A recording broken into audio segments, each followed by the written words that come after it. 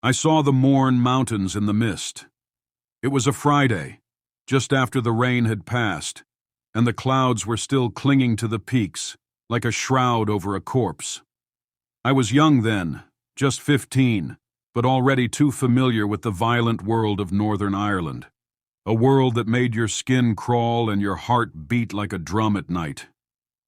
The troubles were in full swing, and the air was thick with fear, suspicion, and the crackle of gunfire.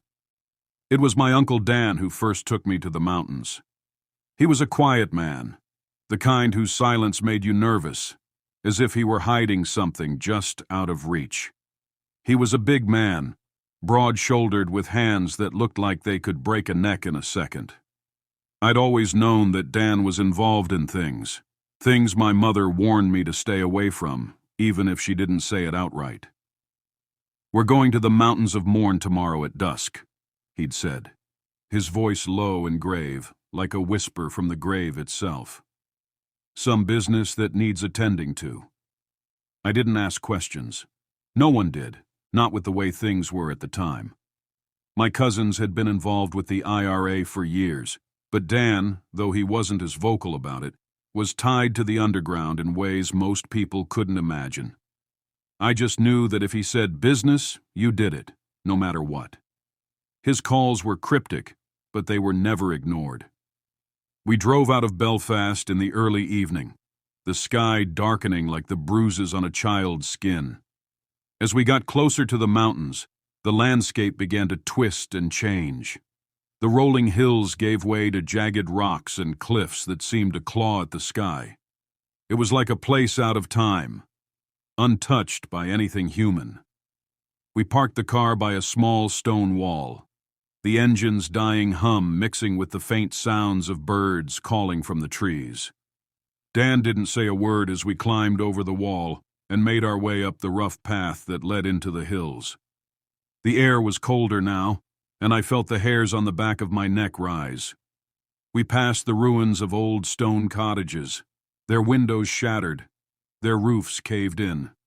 Remnants of a time long gone, but not a time before the British had come, I knew. Every step seemed to echo in the emptiness, like the mountains themselves were watching us. Eventually, after a long, wordless hike, we went off the course up to the peak, instead veering into the woods in a slightly flatter area.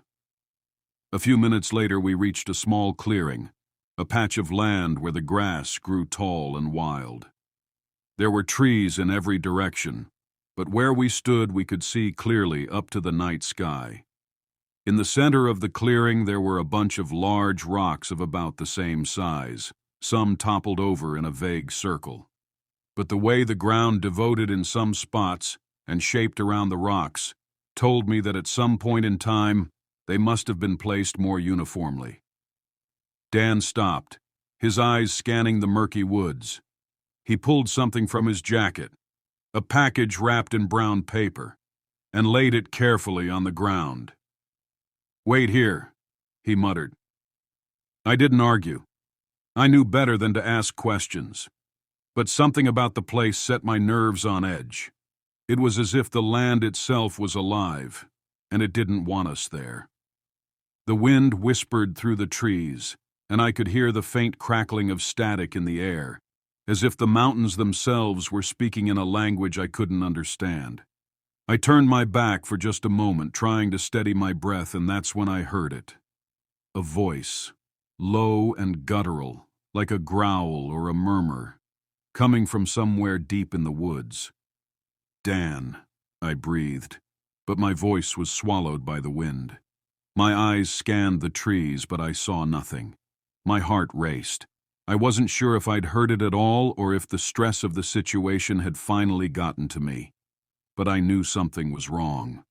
The air felt thick, oppressive, like it was pressing down on my chest. I could hear the wind pick up, swirling around us in a frenzy. And then I saw it.